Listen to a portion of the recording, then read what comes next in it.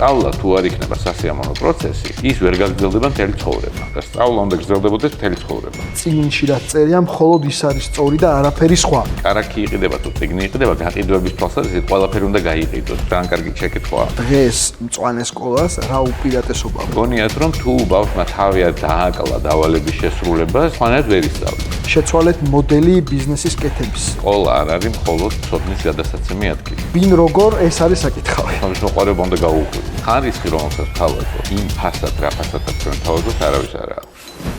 მოგესალმებით, დღევანდელი ჩვენი ეპიზოდის სტუმარი იქნება ადამიანი, ბიზნესმენი, რომელმაც ვფიქრობ, რომ ყველაზე მნიშვნელოვანი კომპონენტი შემოიტანა, ყველაზე მნიშვნელოვან დროს საქართველოში, მაშინ როცა ალბათ გამომცემლობაზე და განათლებაზე და ცნობიერების ამაღლებაზე არავინ ფიქრობდა ამ მოცულობით, ბაკურ სულაკაური იყო ერთ-ერთი, რომელმაც სხვა ბიზნესებთან ერთად დაიწყო გამომცემლობა და დღეს გამომცემლობასთან ერთად არის საგანმანათლებლო ბიზნესის მესაკუთრე და მმართველი.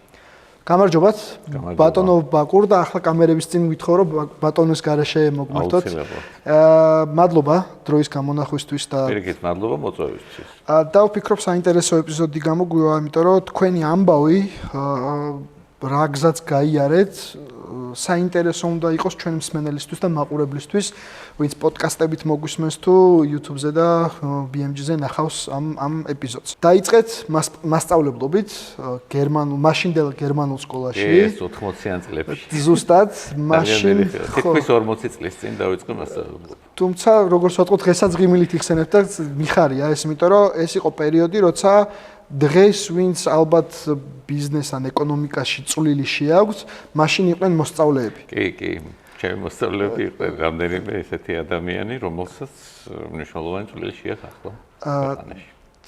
როგორ ფიქრობთ, რა სხვაობა არის მაშინდელ მოსწავლეებსა და თქვენ როგორც უშუალოდ შემხებლობა გაქვთ? მაშინდელი მოსწავლეები სულ სხვა გამოსწორებით, სულ სხვა გარემოთი, სულ სხვა პირობებით და დღევანდელი მოსწავლეები. ორივე შემთხვევაში დღეს მაქვს შესაძლებლობა რომ ეს კითხვა დაგისვათ, იმიტომ რომ ორივესთან პირდაპირ შემხებლობა გქონდათ. ძალიან დიდი განსხვავებაა ცადა დედამიწა, თუნდაც იმიტომ რომ გარემო პირობები ძალიან ბევრ რამეს განსაზღვრავს. ეხლა მე როცა დავიწყე, ეს ხდებოდა საბჭოთა დროს, სადაც განათლების სისტემა იყო ცენტრალიზებული, ოღონდ უბრალოდ ცენტრალიზებული არა, ასე ვთქვათ, ავტორიტარიზმზე დამყარებული. შესაბამისად, იძულებული იყავი რაღაცნაირად მორგებოდი ამ გარემო პირობებს და ბუნებრივია, მასწავლებელი ესე ცალკე ძალიან ბევრს ვერ გააკეთებდა. გაცილებით ნაკლები არეალი ჰქონდა მოქმედების, ვიდრე ახლა აქვს ნებისმიერ მასწავლებელს და შესაბამისად, გავლენა, რომელსაც განათლების სისტემა ახდენდა, ზოგადად მთელი საბჭოთა სისტემა იყო განუზომელი, იმიტომ რომ ძალიან დამთრგუნველი იყო ესა და იქ ოპერირება იყო რთული მასწავლებლისთვის. ბავშვისთვისაც შესაძლებლობების მხრივ ეხლა გაცილებით დიდი არეალია წინ გადაშლილი, მაშინ არ არსებობდა არც მობილური, არც ინტერნეტი, პრაქტიკულად ტელევიზიაც კი არ იყო, იმიტომ რომ არსებობდა ერთი არხი, სადაც არაფერი არ გადიოდა.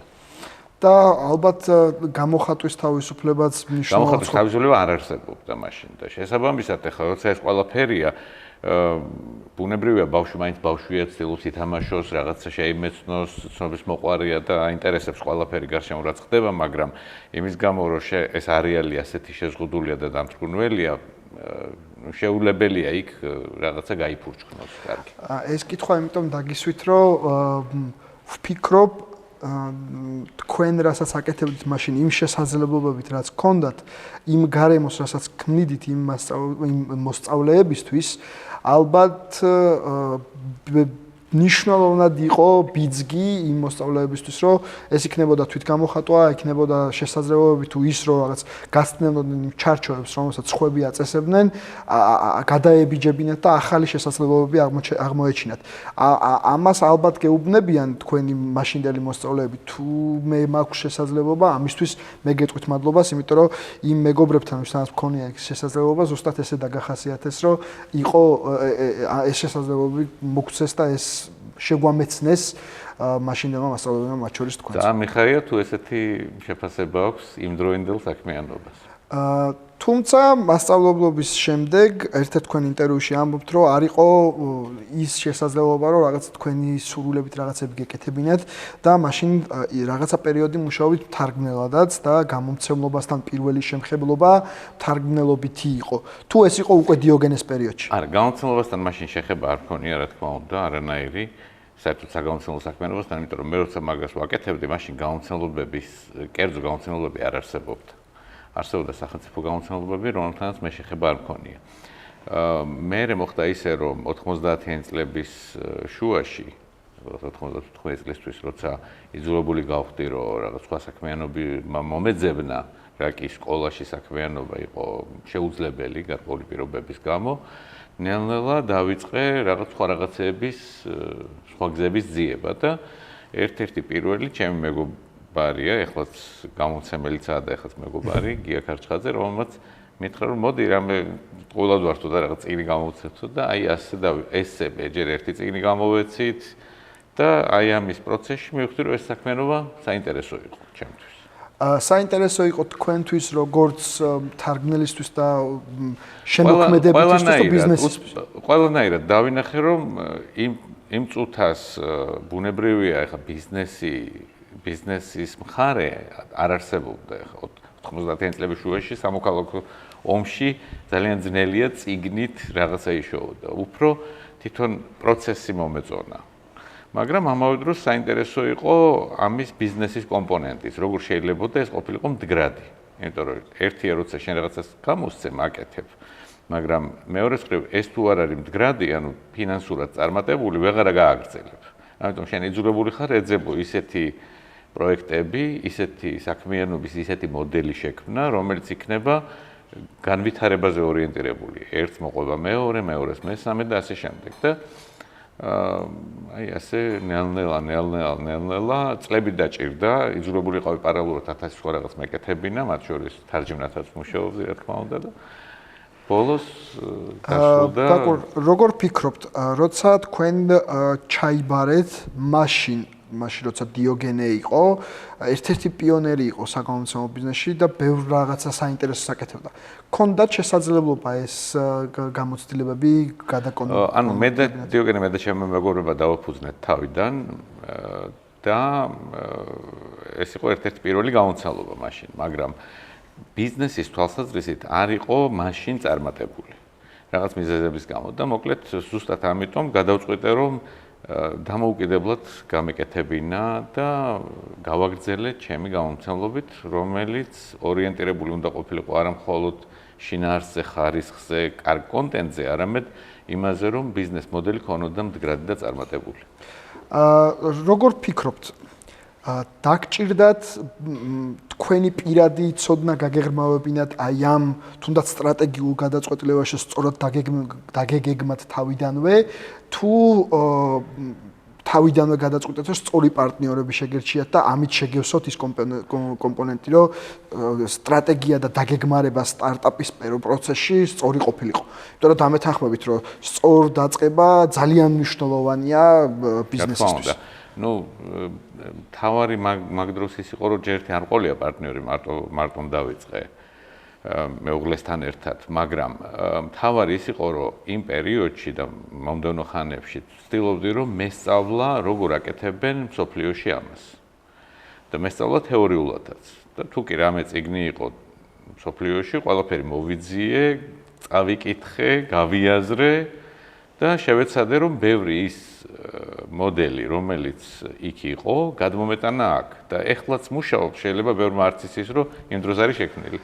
მაგალითად ერთ-ერთი თქვენი წამოწყება იყო ყდის სიმყარის შეცვლა და ამით ხარჯის შემცირება. სხვა კიდე რეები გახსენდებათ, რომელიც გამოიყენეთ. ძალიან ბევრი მარკეტინგი როგორ უნდა ყოფილიყო გაყიდვები იყო ყველაზე მთავარი. საბოლოო ჯამში ნებისმიერ საქმიანობაში ბიზნესში გაყიდვა არის მთავარი.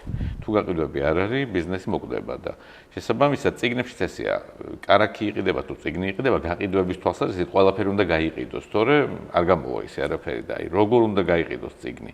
რა არის ის, რაც გაყიდვებს გაზრდის. აი ეს ყველაფერი რა სტიმულირებს ყველაზე მეტად გაყიდვას, წიგნის გაყიდვას. ჩემი აზრით, მაგას მივაგენი მაშინ თავის დროზე. და ფაქტია, რომ დღეს ისტორიას ყვებით გამომცემლობის სულაკაურის, რომელიც წარმატების ისტორიაა და რა თქმა უნდა, სწორი გზა რომ არ ყოფილიყო მაშინ, დღეს ეს წარმატებაზე ვერ ვილაპარაკებდით და ამისთვის კიდევ ერთხელ მადლობა, იმიტომ რომ არაჩვეულებრივია, იმიტომ რომ გამომცემლობა, რომელიც თავისივე გაყიდვების არხს ქმნის და აქვს პირდაპირ კონტაქტი საბოლოო მომხმარებლებთან და საბოლოოდ ეს გადაითარგმნება სერვისად, ალბათ ეს არის ჩემთვის სულაკაურის გამომცემლობა და პროდუქტი, რომელსაც ვყიდულობ, ყოველთვის ვიცი, რომ იმ ხარისხს და იმ სტანდარტს დააკმაყოფილებს, გარდა იმ კონტენტისა, თვითონ ის ამბავი, რაც უნდა წავიკითხო და შევიმეცნო. ასე რომ ეს არის. თუმცა უნდა აღვნიშნო, რომ კარგა ხანია, წლებია უკვე აღარა ვარ გამომცემლობის მართვაში და საქმიანობაში ჩართული, იმიტომ რომ შევიცვალე მიმართულება. ეტაპობრივად მიუყვებით მთელს პროცესს, ასე რომ ჯერჯერობით იქ ვარ, სადაც ჩართული იყავით. და ვიცი რომ უკვე მე მგონი 20-იანი წლებიდან თქვენ უკვე აქტიურად მართვაში გამომცემლობის თითქმის 10 წელია, რაც აღარა ვარ ჩართული გამომცემლობის მართვაში. და შემდეგ უკვე გადაინაცვლეთ საგანმანათლებლოში. თუმცა ერთი ფორმა საგანმანათლებლობიდან გადაინაცვლეთ მეორე ფორმა საგანმანათლებლოში და აი ეს მაინტერესებს ეს კომპონენტი, თქვენ ბიზნესთან პირველი შეხება გამომცემლობით გქონდათ, როგორც დამფუძნებელი და მმართველი მენეჯერიც და როგორ აღმოაჩინეთ ეს საჭიროება? საჭიროება აღმოაჩინე ასე. თვითონ ყველა პერიოდში მოყოლებული იქიდან, როცა მასწავლებელი ვიყავი, მე მუშაობდი, ამავე დროს ვიკვლევდი სწავლების საკითხებს. და ვცდილობდი შემექმნა რაღაც რესურსები, წიგნები, სახელმძღვანელოები, მეთოდიკა, რომელიც უფრო ეფექტურს გახდიდა სასწავლო პროცესს. თავიდან ამას ვცდილობდი მათემატიკის სწავლება მაინტერესებდა დაწყებით კლასებში და მერე წერა-კითხვის სწავლებაც დაემატა ამას ჩემი ინტერესების სფეროს და რა კი ეს წიგნები გავაკეთე უკვე გამოცემლობის დროს. ბუნებრივია ეს იყო სახელმძღვანელოები და გამიჩნდა შეხება სკოლებთან ისევ უშუალო. და აქედან გამომდინარე რაღაც მომენტში მივხვდი რომ ჭირდებოდა რაღაც ადგილი, სადაც მე შევძლებდი ამ ყველა რესურსის მოსინჯვას. ფაქტობრივად ლაბორატორიასავით ადგილი მჭირდებოდა. აქედან გამომდინარე თავიდან დაახლოებით 20 წლის წინ სკოლა რო გავაკეთე არა ბიზნესისთვის, არამედ იმისთვის რომ მომესინჯა ექსპერიმენტებისთვის, ხო. რომ დაუბრუნდეთ გამომცემლობას, ერთ-ერთი ექსპერიმენტი, რომელიც მაშინ გააკეთეთ, იყო შეცვალეთ მოდელი ბიზნესის კეთების. როცა სტაბილური შემოსავლის ნაცვლად, თქვენ თქვით, რომ თქვენი ძირითადი პროდუქცია საგამომცემლო უნდა ყოფილიყო კომერციულად გაყიდვაზე გათვლილი და არა სტაბილურად, თქვათ, დაკვეთაზე სახელმძღვანელოების და სკოლების შესყიდვების. ფიქრობთ, რომ ზუსტად ეს გიბიძგებდათ იმის, რომ ახალი ექსპერიმენტები აი ამ მიმართულებითაც გაეკეთებინათ, რომ გაყიდვები წაგეხალისებინათ? არა, ეგ არ ყოფილა ალბათ ჩანაფიქრი. მე უბრალოდ პარალელურად გარდა იმისა, რომ ეს საგამომცემლო საქმიანობას ვეწეოდით და ვცდილობდით, რომ წარმატებული ყოფილიყო, პარალელურად ეს ძველი ინტერესი მაინც მქონდა. ანუ სკოლასთან, სწავლებასთან დაკავშირებული ინტერესი. რომ შემექმნა ისეთი წიგნები, რომელიც გამოადგებოდათ მასწავლებლებს და მოსწავლეებს. თქვენი პირველი სკოლა საბურთალოზე, ბოდიში, დიღმის თქვენი პირველი სკოლა დიღმის ტყეებში, ხო, როგორ იყო პირველი სკოლა, რომელიც გავაკეთეთ ეს ექსპერიმენტული სკოლა, ეს იყო დიდუბეში თავიდან 2005 წელს გავაკეთე და იყო ძალიან პატარა სკოლა. პატარა ექსპერიმენტული სკოლა იყო და მერე უკვე 2011 წლიდან შევქმნით მწვანე სკოლა. და დღეს უკვე მწვანე სკოლა რამდენიმე სკოლას აერთიანებს, შემოსული არის პარტნიორად ერთ-ერთი ყველაზე დიდი საინვესტიციო ჯგუფი საქართველოში და ფუნქცია და როლი, რომელიც თქვენ გაქვთ, გიკისრებათ როგორც საგანმანათლებლო, ბევრ სხვა სკოლას აერთიანებს ეს საინვესტიციო ჯგუფი, ეს როლი გაკისრია თქვენ და ხართ ამის მართვაში. დღეს რა გამოწვევებთან არის ეს დაკავშირებული, როგორც ერთ-ერთი მთავარი საგანმანათლებლო ინსტიტუტი სასკოლო ასაკის? სანამ ეპიზოდი დასრულდება, ჩვენი პარტნიორის შესახებ გიამბობთ. ჩვენს გადაცემას ყავს ახალი პარტნიორი IBCCS Tax საქართველო, საერთაშორისო საგადასახადო, საბუღალტრო და იურიდიული საკონსულტაციო კომპანია, რომელიც ჩვენს გვიწევს მომსახურებას. თუ თქვენ გჭირდებათ მაღალი ხარისხის ბუღალტრული, იურიდიული ან საგადასახადო სერვისები, შეგიძლიათ დაუკავშირდეთ და მიიღოთ მათი მაღალი ხარისხის მომსახურება. ახლა კი გავაგზავნოთ ეპიზოდის ყურება. დაახლოებით 6 წლის წინ ჩვენთან შემოვიდა ინვესტორი, ეს არის საქართველოს კაპიტალი, რომელსაც ჩვენი წილის დიდი ნაწილი შეიძინა და ჩემთვის ეს საინტერესო იყო არა მხოლოდ იმ თვალსაზრისით, რომ რაღაცა გავყიდე წილი და ამით რაღაც თანხა მივიღე, არამედ შესაძლებლობების კუთხით. იმიტომ რომ საშუალება იყო გაფართოების და მასშტაბის გაზრდის და როცა მასშტაბი იზრდება, მეტი შესაძლებლობა ეძლევა ადამიანს. ჩანაფიქრი ეგ იყო, რომ გაგვეკეთებინა, როცა შემოვიდა საქართველოს კაპიტალი, ჩანაფიქრი იყო, რომ შექმნილიყო სკოლების ქსელი. ასე ვთქვათ, ბიუჯეტური სკოლების ქსელი, რომელიც იქნებოდა დაახლოებით 10-მდე 10 სკოლამდე ავიდოდით და სადღაც 10,000 მოსწავლემდე მივაღწევდით. რამდენიმე წელზე გათვლილი. ეხლა ამ წუთას 4 სკოლა დაახლოებით 5,000 მოსწავლე გვყავს და ვცდილობთ რომ გავაგრძელოთ გაფართოება. ძალიან მნიშვნელოვანი იყო ინვესტორის შემოსვლა, იმიტომ რომ სხვანაირად ჩვენ ამას ვერ მოვახერხებდით, გამორიცხული იყო აბსოლუტურად ამ დონეზე გაფართოება და ამ გაფართოებას მოყვა ძალიან კარგი შედეგები საოპერაციო კუთხით თვითონ აი სკოლაში, შინაარსის განვითარების კუთხით. ბაკურ, რაც მინდა კითხო, არის ალბათ ცოტა რთული იქნება ფიზიკა, მათემატიკა სკოლა გავლილს ემოციურ საკითხზე ვკითხოთ, თუმცა ბრენდი საგანმანათლებლო დღესაც თქვენს სახელს გვარს ატარებს, თქვენ აღარ ხართ ჩართული და რაღაც მომენტში გადაწყვეტილება როცა მიიღეთ, თქვით რომ მე ჩემს საკუთარ გვარს და ბრენდს ვანდობ სხვა ჯგუფს სამართავად და იგივე თუნდაც სკოლაში, მწვანე სკოლა როცა გააკეთეთ, აქაც დაგჭირდათ გუნდი, რომელსაც და თუნდაც ახალი პარტნიორი, რომელთანაც შეთანხმდით რაღაც ღირებულებებზე. რამდენად რთული ამ გადაწყვეტილების მიღება და რამდენად მნიშვნელოვანი ესე რაღაც მომენტში. მოდით დავიწყოთ სკოლით. უბრალოდ დავიწყოთ ჯერ გამომცალობით, სინამდვილეში იქ რაღაცა სხვა ჯგუფი არ მოსულა, ისევ ის ადამიანები არიან, ვინც ჩემთან ერთად იყვნენ, ჩემი ყოფილი მეუღლე არის, ეხლა აგრძელებს მთლიანად მართვას და მთელი ის გუნდი, ძირითადი ბირთვი, რომელიც ეხლა მართავს გამომცალობას, იმ დროს არის ჩამოყალიბებული, როცა მეც იქ ვიყავი.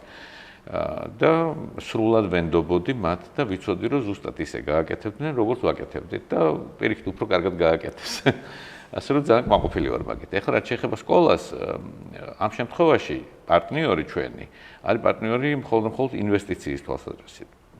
ბუნებრივია ინვესტორს აინტერესებს, რომ ასე ვთქვათ, მისმა პარტნიორმა განავითაროს ბიზნესი და შინაარსის თვალსაზრისით ჩვენ თავისუფლები ვართ. მართვაში არ შემოდიან. არა, აბსოლუტურად არა. არა. რამდენად არის ეს უპირატესობა და ეს არის ძალიან დიდი კომფორტი. იმიტომ რომ მე საშუალება მომეცა განმეხორციელებინა ბევრი ისეთი იდეა, რომელსაც სხვა შემთხვევაში მე რომ ყოლოდა პარტნიორი, რომელიც ერევა შინაარსში ვერ გავაკეთებდი. და ფიქრობთ, რომ ეს არის მწვანე სკოლის უპირატესობა დღეს, რომ ეს თავისუფლება აქვს ხელმძღვანელობას და ესეთი ექსპერიმენტების კეთების ფუნქციას. სრული ნდობა გვაქვს და ეს ძალიან დიდი უპირატესობაა. მე ექსპერიმენტებს არ დავარქმევდი, მე დავარქმევდი, ასე ვთქვათ, შინაარსის განვითარებას. როგორ ფიქრობთ, დღეს მწვანე სკოლას რა უპირატესობა აქვს? იმიტომ რომ ბოლო პერიოდს რო შევხედოთ სტატისტიკურად, მოთხოვნა ამ ინდუსტრიაზე მზარდია, კონკურენციაც საკმაოდ მაღალია და დღემდე ვიცით, რომ მწვანე სკოლა კონკრეტულ უპირატესობას კონკურენტულს დებს და როგორც თქვენ აღნიშნეთ, 5,000 მოსწავლე დღეს არის მომსახურების მიმღები. რა უპირატესობა აქვს სხვა კონკურენტებთან მიმართებაში მწვანე სკოლას? ერთი ძალიან მნიშვნელოვანი უპირატესობა გვაქვს, ეს არის ფასის და ხარისხის შესაბამისობა. ანუ ის ხარისხი, რომელსაც ვთავაზობთ, იმ ფასად, რა ფასადაც ჩვენ ვთავაზობთ, არავის არ აქვს. და აი ეს შესაბამისობა არის თითქმის შეუძლებელი სხვისთვის რომ მიაღწიოს, იმიტომ რომ ამას ჩვენ ვახცევთ მასშტაბით. მასშტაბი დღევანდელ ეკონომიკაში ძალიან მნიშვნელოვანია ჩვენი მსმენელისთვისაც რომ გავმარტოთ ერთეულ დანახარჯზე თუ კი ეს რაოდენობრივად ბევრია ერთეულზე დანახარჯი ბევრად ნაკლებია ვიდრე ეს შეიძლება იყოს თქვათ ერთი კონკრეტული პროდუქტისთვის ეს იქნება მომსახურება თუ პროდუქტი მაგალითად რომ გითხრათ ერთი კონკრეტული კალმისთვის თუ ეს იყიდება მხოლოდ ერთი ცალი დანახარჯი გაცილებით მეტი იქნება ვიდრე ეს კალამი რომ ვაწარმოოთ 10,000 ცალის ერთეულზე დანახარჯი ბევრად უფრო ნაკლები იქნება შესაბამისად ფასი თუ კი იღირება ერთი და იგივე ერთისთვისაც და 10,000-ისთვისაც შესაბამისად მოგებაც უკეთესი იქნება ეს არის ეკონომიკის ნაწილი რომელიც კენოანაბანაა და ეხლა ეს გვაძლევს ძალიან დიდ კონკურენტულ უპირატესობას როგორ ფიქრობთ რამდენად დიდი გამოწვევა არის თქვენთვის ამ ხარისხის დაცვა იმიტომ რომ ბევრ კომპონენტთანაა დაკავშირებული მით უმეტეს როცა ლაპარაკი არის სერვისთან და ეს სერვისი არის იმ ასაკობრივ კატეგორიისთვისაც, რომელიც მოსწავლეები არიან და შესაბამისად მშობლებისთვისაც. რამდენად არის ეს ხარისხი გამოწვევა და როგორ პულსზე როგორ გიჭირავთ ხელი? უნებრივი არის გამოწვევა, იმიტომ რომ თავარი ეგ არის. საბოლოო ჯამში აქამდე მედის, იმიტომ რომ ეს თუ არ გაუმჯობესდა სულ და თუნდაც სტაგნაცია იყო გაუარესებაზე არ ვლაპარაკობ, არაფერი აღარ გამოვა. იმისთვის რომ ეს გამოვიდეს, საჭირო არის ძალიან კარგი გუნდი. და მე ვამაყობ რომ აი საოცარი გუნდია ჩვენთან საოცარი რომელიც ახერხებს იმას რომ აი სულ მუდმივად ვიყოთ განვითარებაზე ორიენტირებული როგორ იკრებთ ამ გუნდს იმიტომ რომ ეს გუნდი მხოლოდ ადმინისტრაცია არ არის ეს მოიცავს პარტნიორებსაც და დამსუფთავებელ დამლაგებლებსაც მომწოდებლებსაც იმიტომ რომ ისინიც ამ კომპონენტი არიან ამ გუნდის თუნდაც არ ვიცი წიგნები ვინ შემოიტანოს ან წყალი ვინ შემოიტანოს და ასე შემდეგ ყველაფერი მან შედის რა თქმა უნდა ჩვენ ყავს თითქმის 800-მდე თანამშრომელი სხვადასხვა მასწავლებლებიდან დაწყებული ტექნიკური პერსონალით დასრულებული და ბუნებრივია მენეჯმენტის გარეშე ეს ყველაფერი ძალიან ძნელია რომ იმართებოდეს და პირველ რიგში აქცენტი გაკეთებული იმაზე რომ ეს გუნდი მენეჯმენტში ვინც არის იყოს ძალიან მოტივირებული ძალიან ახალგაზრდები არიან მე ვარ ყველაზე ხანდაზმული ადამიანის კოლონია თუმცა გამოცდილი და ძალიან მოტივირებულები და რაც თავარია ყველას ერთნაირი ხედვა გვაქვს. ანუ თუ ადამიანები ერთნაირად არ უყურებენ რაღაცას, არ გამოვუათ საბოლოო ჯამში არაფერი. აბსოლუტურად გეთანხმებით, საერთო ღირებულებების გარშემო გაერთიანება ალბათ მნიშვნელოვანია გუნდის ფორმირების დროს და დარწმუნებულია რომ თქვენ ის გამოცდილება რომელიც წამოიღეთ, აი ეს ღირებულებები რომელიც შექმნით, ეს აერთიანებს ზუსტად ამ გუნდს რომელიც ქმნის და რომელიც თქვენს პროდუქტებს და მომსახურებებს, რომელსაც დღემდე უამრავი მომხმარებელი ყავს. თუმცა არ შეიძლება არ გკითხოთ თანამედროვე ტექნოლოგიური გამოწვევები. პირველ რიგში ალბათ ამის საჭიროება დადგა კორონავირუსის პერიოდში, როცა სკოლები, საჯარო შეკრების ადგილები ყველაფერი დისტანციურად გადავიდნენ და მაშინ ალბათ სკოლების ყველაზე დიდი გამოწვევა იყო ეს დისტანციური არხების გამოყენება სწავლის უწყვეტობის გასაგრძელებლად. თუმცა ეს პრაქტიკულად ყველა სკოლამ მოახერხა. ვინ როგორ ეს არის საკითხავი. ну მეტნაკლებად ყველა მოახერხა ზოგადად თავისთავად ის რომ სწავლება იყო ონლაინ ეს არ იყო კარგი იმიტომ რომ სკოლა არ არის მხოლოდ ცოდნის გადასაცემი ადგილი და ონლაინ ხდება მხოლოდ ცოდნის გადაცემა ონლაინ სოციალიზაცია ვერ მოხდება და ღირებულებების გაზიარება და გადაცემა შესაბამისად სკოლის ფუნქცია დავიწროვდა კოვიდის დროს და დავიდა ცოდნის გადაცემამდე და ცოდნის გადაცემა კი არ არის სკოლის მთავარი ფუნქცია. აქედან გამომდინარე, მაგან ძალიან დააზარალა ის ბავშვები, განსაკუთრებით ბავშვები, რომლებიც მაშინ განსაკუთრებით შედარებით პატარები იყვნენ და ეს რამდენიმე წელი გაგრძელდა ეს გავლენა მათზე. ну ეხლა ყველაფერი მოგვარდა, რაც შეეხება ტექნოლოგიებს. ბუნებრივია ტექნოლოგია მნიშვნელოვანია, მაგრამ არა გადამწყვეტი. ერთ-ერთი ყველაზე კარგი შედარება, რაც მომისმენია მასწავლებლებს, როცა გამოწვევებში იწვევენ, არის, რომ თუ მასწავლებელი აღიარებს, რომ კონკურენტი ყავს Nintendo და PlayStation-ი და ამ კონკურენციაში შედის, მაშინ ის არის კარგი მასწავლებელი. თქვენ როგორ უყურებთ ამ ყველაფერს? მე არ ჩავთვლიდი, რომ ეს არის კონკურენცია. ეს არის შესაძლებლობები. ანუ ის რომ ბავშვს აქვს საშუალება რომ PlayStation-ი ითამაშოს, ეს არ ნიშნავს რომ PlayStation-ი არის მაგალითად, რა ვიცი, მულტფილმის კონკურენტი. ეს არის სხვადასხვა არხები სიამოვნების მიღების გართობის თამაშისა ბავშვისთვის. PlayStation-იც თუ ნორმალურად არის სიტუაცია წიგნიც, ტელევიზიაც და ასე შემდეგ. ანუ ეს თამაში განსაკუთრებით მეგობრებთან ერთად. ეს ყველაფერი უნდა იყოს პარალელურად. და არ შეიძლება არ გითხოთ თანამედროვე მიდგომებზე განათლებაში. იმიტომ რომ მე როგორც მშობელი ვფიქრობ, რომ ბავშვებისთვის თამაშით მიღებული განათლება უფრო შედეგიანია, ვიდრე თუნდაც ის განათლება, რომელიც მე მაქვს მიღებული, რომ წიგნში რაც წერია, მხოლოდ ის არის სწორი და არაფერი სხვა. თქვენი როგორც ხელმძღვანელი საგანმანათლებლო ორგანიზაციის მიდგომა როგორია, როგორ ახალისებთ ამას და რა როლი აქვს თამაშს ზოგადად განათლებაში? ძალიან კარგი შეკითხვაა. პირველ რიგში უნდა ვთქვათ ერთი რაღაცა, რომ ძალიან ბევრ ადამიანს საქართველოში გონია, რომ სწავლა არის ისეთი საქმიანობა, რომელიც არის სატანჯველი. ანუ აი მე იმიდან დავით გურამიშვილიდან მოყოლებული ითვლება რომ სწავლის ძირი არის მწარე, ანუ აუცილებლად უნდა გაიტანჯოს ადამიანი იმისათვის რომ რაღაც ისწავლოს. რაც არის საფუძველშივე მცდარი. არავითარ შემთხვევაში ეს უკვე რა ვიცი საუკუნეა ეგრე აღარ არის მსოფლიოში. შეიცვალა. ეს ყველაფერი იყო შუა საუკუნეების მიდგომა იყო, იმიტომ რომ მაშინ არ იცოდნენ სწავლების თანამედროვე მეთოდები და ბუნებრივია ისწავლებოდა, ასე ვთქვათ, დაზეპირებით, დაზუთხვით, ტექსტის დამახსოვრებით და ასე შემდეგ, რაც ძალიან მოსაწყენია და მართლა მტანჯველია, მტანჯველი საქმიანობა. ძალიან ხშირად ადამიანებს იმის გამო რომ გონიათ, რომ სწავლა აუცილებლად ტანჯვასთან არის ასოცირებული, თუ სხვანაირად ხედავენ, რომ სხვანაირად ისწავლება, გონიათ, რომ ეს არ არის სწავლა. ანუ იმას კი არ აფასებენ შედეგი არის თუ არა, არამედ აფასებენ თვითონ აი ვიზუალურად იტანჯება თუ არა ბავშვი. თუ არ წვალობს, ესე იგი არ სწავლობს. ესე გონიათ. ერთხელ მახსოვს დაახლოებით 20-25 წლის წინ ჩვენი ერთ-ერთი წიგნის პილოტირება მიდიოდა ერთ-ერთ სკოლაში მათემატიკის პირველ კლასში და მასწავლებელს ვეკითხები ერთ თვის შემდეგ, აბა როგორ მედის საქმე არ კიდე ძალიან ცუდად თუ მეთქვა და შემეში დავიფიქრე აი რა შეა საქმე და რატომ მეთქი აბა არა გაქვს შედეგი. არა, შედეგი კი მაქვს, მაგრამ ძალიან ადვილად სწავლობენ ბავშვებიო. ანუ მას ეგონა, რომ რა კი ბავშვები ადვილად სწავლობენ, ესე იგი არ ვარგა. როგორ შეიძლება ბავშვი ადვილად სწავლობდეს? ეს ხო სწავლა არ არის, აი ესე გონიათ. გონიათ, რომ თუ ბავშვმა თავი დააკლა დავალების შესრულებას, სხვანაირად ვერ ისწავლის.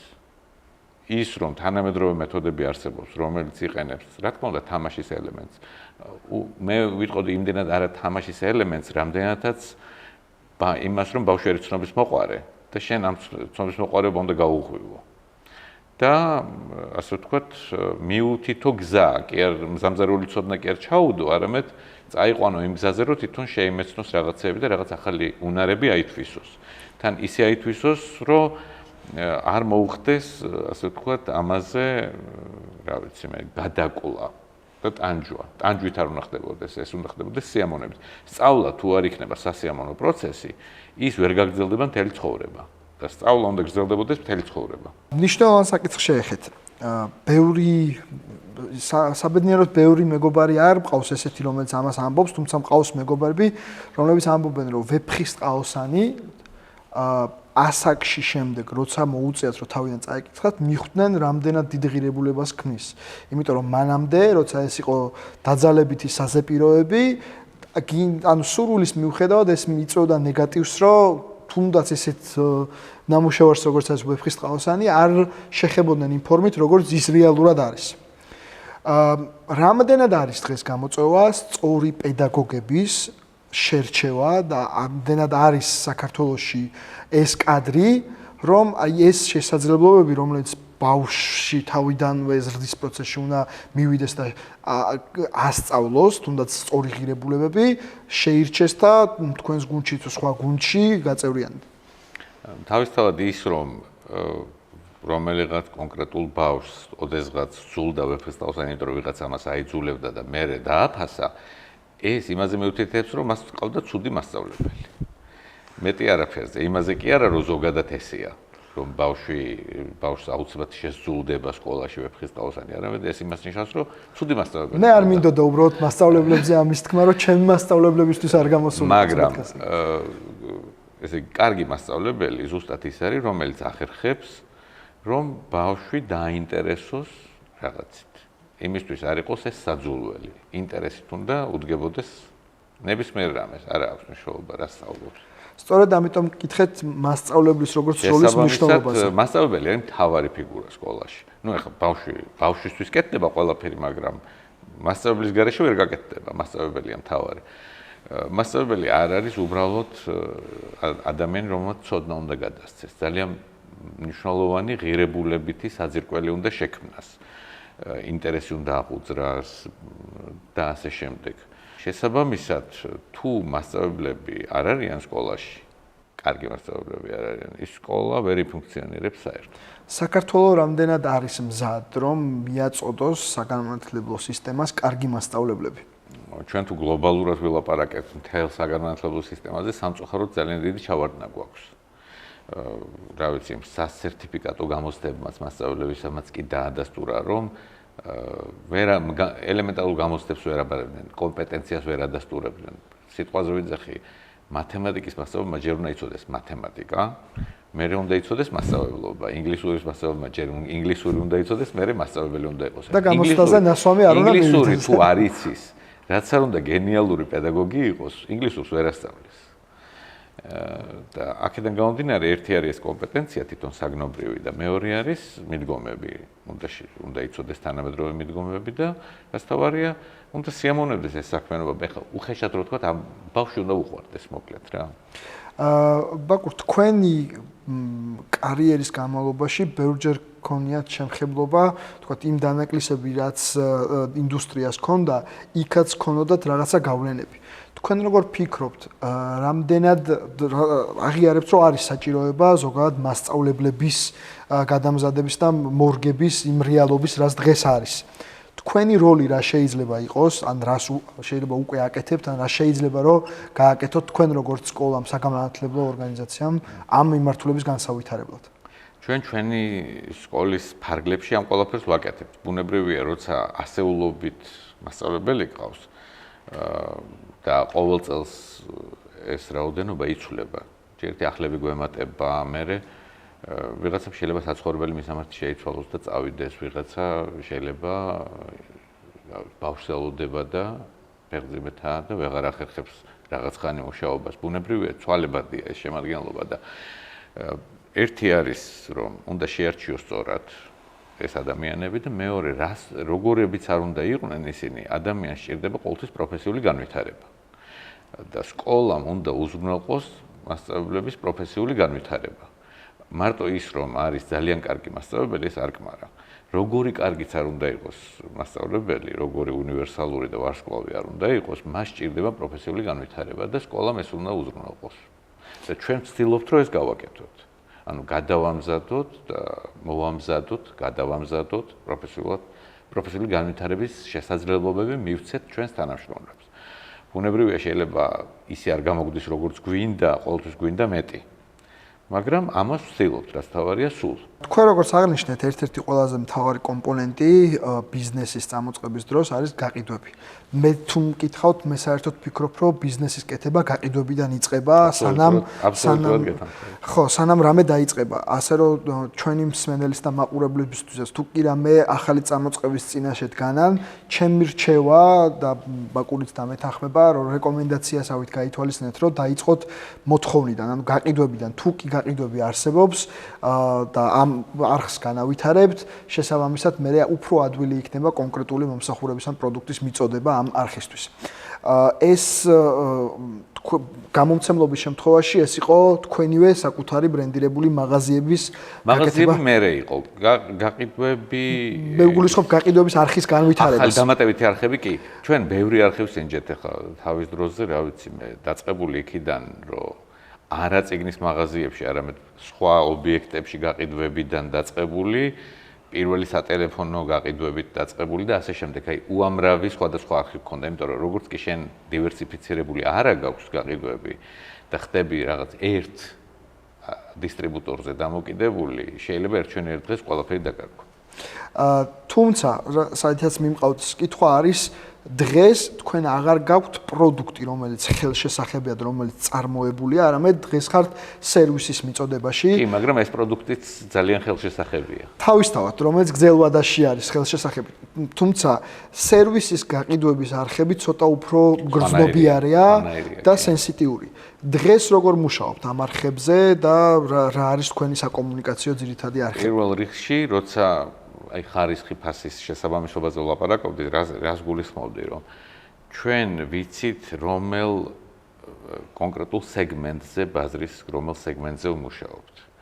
რა ჭირდება ყველაზე მეტად აი ამ სეგმენტს და ვცდილობთ, რომ აი ყველაზე კარგი პროდუქტი შევქმნათ ამისთვის, ანუ სერვისი. ყველაზე მთავარი რაც მინდა გითხოთ, იმიტომ რომ ამ ინდუსტრიის შექმნის როგორც გამომცემლობის ისე საგანმანათლებლო ორგანიზაციის მთელი პროცესი და ისტორია გაქვთ გავლილი.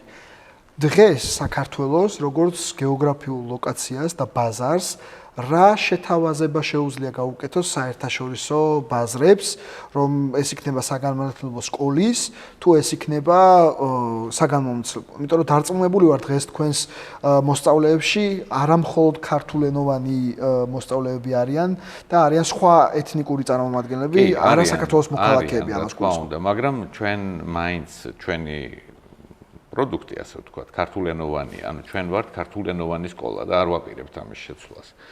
და არ გვინდა რომ ვიყოთ საერთაშორისო სკოლა, რომელიც ინგლისურ ენაზე მიაწვდის ძირითად სერვისს მომხმარებლებს. შესაბამისად, ამ ეტაპზე ყოველ შემთხვევაში იმ რამე საერთაშორისო გაფართოებაზე არც ვფიქრობთ და ფოკუსირდებით იმაზე, რომ ეს განვავითაროთ იმდენად კარგად, რომ შევქმნათ რაღაც ძალიან წარმატებული მოდელი, რომელიც მე შეიძლება სხვებსაც გამოადგეთ. ზუსტად ამას გულისხმობდი, იმიტომ რომ საქართველოს როგორც აღნიშნეთ თქვენ ზოგადად ბიზნესებისთვის, ექსპერიმენტებისთვის კარგი ლოკაცია შეიძლება იყოს, იმიტომ რომ შეცდომის დაშვების ალბათობის ხარჯი ფიქრობ, რომ ბევრად ნაკლებია საქართველოში, ვიდრე სხვა განვითარებული ეკონომიკის მქონე ქვეყნებში. ამიტომაც ვფიქრობდი, რომ შეიძლება საქართველო იყოს ის ადგილი, სადაც ეს მოდელები შეიძლება გაიყიდოს და შეთავაზებად იქნეს გამოყენებული სხვა ბაზრებისთვის. ეს იქნება კიდევ ერთხელ საგამომცემლო თუ საგანმანათლებლო. გამომცემლობას რო შევეხოთ, რამდენად აქვს საქართველოს უპირატესობა, რა თუნდაც საერთაშორისო გამომცემლობები, იმიტომ რომ მე მახსოვს თქვენს ერთ-ერთ ინტერვიუში ახსენეთ, რომ ხარისხი, რომელიც თქვენ გჭირდებოდათ, მაშინ საქართველოში შეუძლებელი იყო, რომ გეწარმოებინათ და აწარმოებთ საზღვრებს გარეთ. დღეს ეს თუ შეიძლება რომ იყოს საქართველო თუნდაც აზერბაიჯანისთვის, სომხეთისთვის ან თურქეთისთვის. თვითონ საგამომცემლო პროდუქტი, ასე ვთქვათ, წიგნი შედგება ორი კომპონენტისგან. ერთი არის შინაარსი, ასე ვთქვათ, დიზაინი და ასე შემდეგ და მეორე არის უკვე ფიზიკური პროდუქტი, ფიზიკური სახით.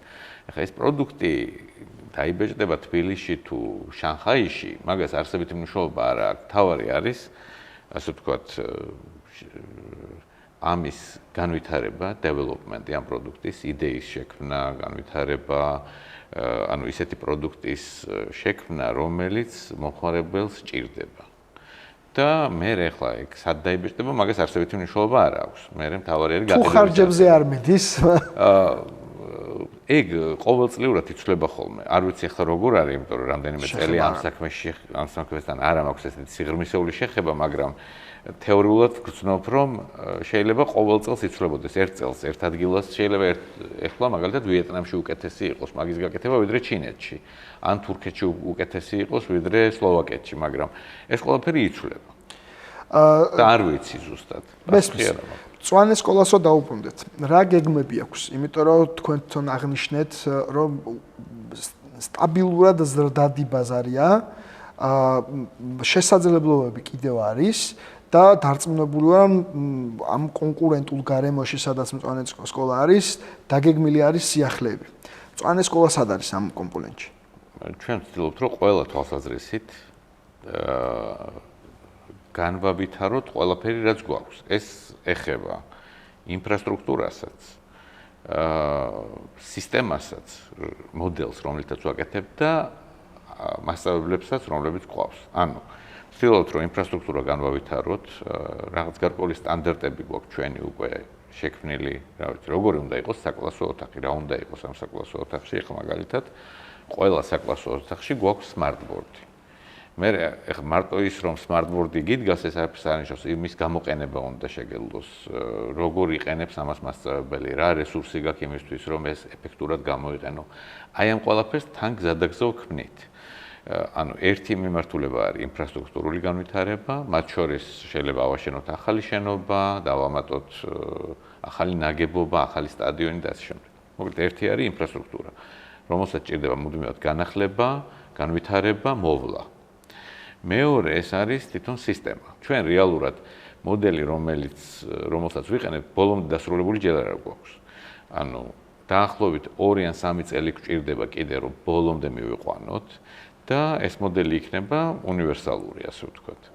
ჯერ რაღაც ნაწილები გვაქვს ამ მოდელის, დიდი ნაწილი, მაგრამ გვაქვს და ვავითარებთ. მეორე არის მოდელი და მესამე არის ადამიანური რესურსი. ანუ მასწავლებლები. იმიტომ რომ ესაა მთავარი სკოლაში და ვცდილობთ რომ ერთი თუ ახალი მასწავლებლებს ვიღოთ საუკეთესოები და მერე ეს ადამიანები გადავამზადოთ იმისათვის რომ ეს მოდელი ეფექტურად განახორციელოს. თქვენ ერთხელ უკვე შეეხეთ ამ თემას, უბრალოდ დავაზუსტებ სეგმენტი თქვენი ადამიანური რესურსის, კაპიტალის ყველაზე მაღალი ბრუნვის მქონე არის, იმიტომ რომ დეკრეტული შეებულება არის, იქ ჯანმრთელობის პრობლემები არის, თქვენ თქვით მისამართის ცვლილება და როგორც მენეჯერი, როგორც ხელმძღვანელი, რა პროცესი იყენებთ იმისთვის, რომ მინიმუმამდე დაიყვანოთ ეს ბრუნვა. გასაგებია, რომ დეკრეტულს შეიძლება შემხებლობა იმდენი არ გქონდეთ, მაგრამ რა არის ის მნიშვნელოვანი, რომ მწვანე სკოლაში ეს გუნდი ბირთვი ძირითადი ყოველთვის რჩება? მათთვის ეს უნდა იყოს კარგი გარემო. ანუ თუ თანამშრომლისთვის ეს გარემო არის ისეთი გარემო, სადაც ის გრძნობს თავს კარგად, მაშინ მისი შენარჩუნება, ესეთი თანამშრომლის შენარჩუნება უფრო ადვილია. ამიტომ ჩვენთვის მნიშვნელოვანია ეს გარემო. გარემოში არ გულისხმობ ფიზიკურ გარემოს, მარტო ურთიერთობები და ასე შემდეგ, ყველაფერი, ზრუნვა ერთმანეთზე იყოს ძალიან მნიშვნელოვანი. იმიტომ რომ თუ ეს არის, მაშინ ადამიანი არის ლოიალური, ერთგული და ერთად აკეთებთ საერთო საქმეს. ბაკურ, თქვენ როგორც დამფუძნებელი და ხელმძღვანელი, რამდენად მნიშვნელოვანია, როგორ ფიქრობთ, რამდენად მნიშვნელოვანია თქვენი უშუალოდ ჩართულობა ამ გარემოს შესაქმნელად? ძალიან მნიშვნელოვანია. ყოველ შემთხვევაში, სანამ რაღაც საბოლოო სახეს მიიღებს მოდელი, ძალიან მნიშვნელოვანია, იმიტომ რომ ჩვენ უნდა გავაკეთოთ, ყველა სკოლას აქვს თავისი ატმოსფერო, ასე ვთქვათ. ეს ატმოსფერო უნდა შეიქმნას და უნდა იყოს ისეთი გარემო, რომელიც ბავშვისთვის, მასწავლებლისთვის, ვიზიტად მოსული ადამიანისთვის არის ერთის მხრივ სასიამოვნო, საინტერესო, მაგრამ ამავე დროს განმავითარებელი. იქ უნდა ვითარდებოდეს. მარტო ბავშვი არ უნდა ვითარდებოდეს, მასწავლებელიც უნდა ვითარდებოდეს. თავისთავად. ხო და აი ამის შექმნაში საჭირო არის განსაკუთრებით ამ ეტაპზე ყოველ შემთხვევაში ძალიან მნიშვნელოვანია ძალიან დიდი ჩართულობა, იმიტომ რომ ერთნაირად უნდა ვხედავდეთ ყველანი ამას. ანუ თუ საერთო ხედვა არ გვექნება, არ გამოგვივა. მე ესე მესმის. როგორ ფიქრობთ, სად არის აუცილებლობა, რომ დამფუძნებელი აღარ იყოს მენეჯმენტში? რა პროცესი არის უკვე ის, რომ აფიქრებინებს მესაკუთრეს, იმიტომ რომ დამფუძნებელი არის ადამიანი, რომელმაც სული ჩაბერა ამ პირველ წამოწყებას და არის მენეჯმენტშიც. და რაღაც პერიოდი ალბათ დგება, როცა დამფუძნებელი ამბობს, რომ მე აღარ შეიძლება რომ ვიყო მართვაში. თქვენ როგორ ფიქრობთ, სად არის? კი, რაღაც მომენტი დგება ხოლმე ესეთი, როგორც გამომცემლობაში დადგა, რომ აღარ იყო არანაირი საჭიროება მენეჯმენტში ოპერაციულ მართვაში ყოფნის და მივხვდი, რომ მშვენივრად გააგრძელებდა ყველაფერს ოპერირებას ეს კომპანია, აუცილებლად იქნება რაღაც მომენტში სკოლაშიც. რამდენად რთული იქნება ემოციურად თქვენთვის ამ გადაწყვეტილების მიღება? უკვე მეორედ. არ იქნება რთული. რა ვიცი, უამრავი სხვა რაღაცა არსებობს სამყაროში და რომლის წამოწყებაც შეიძლება. მადლობა. ამ შემთხვევაში ბატონო ბაკურ უკვე გადაცემის ეპიზოდის ბოლოს ძალიან საინტერესო ეპიზოდი გამოვიდა, თუმცა დამშვიდობებამდე მინდა ჩვენი პარტნიორის საჩუქარი გადმოგცეთ. ეს არის დიდი ჩვენი მადლობა. საერთაშორისო საგადასახადო საბუღალტრო და იურიდიული კომპანია, რომელმაც საჩუქარი ყველა სტუმრისთვის გადმოგცა. მადლობა კიდევ ერთხელ დროის გამონახვისთვის და სტუმრობისთვის. წარმატებები თქვენს ნებისმიერ თუნდაც ახალ წამოწყებაში. დიდი მადლობა. ძალიან მნიშვნელოვანი წამოწყებაა და იმედია რომ ძალიან წარმატებული იქნება, იმიტომ რომ ასეთი ისტორიების მოსმენა არის განსაკუთრებით მნიშვნელოვანი დამწყები ბიზნესმენების, სტარტაპერებისთვის განსაკუთრებით და არა მარტო ყველასათვის.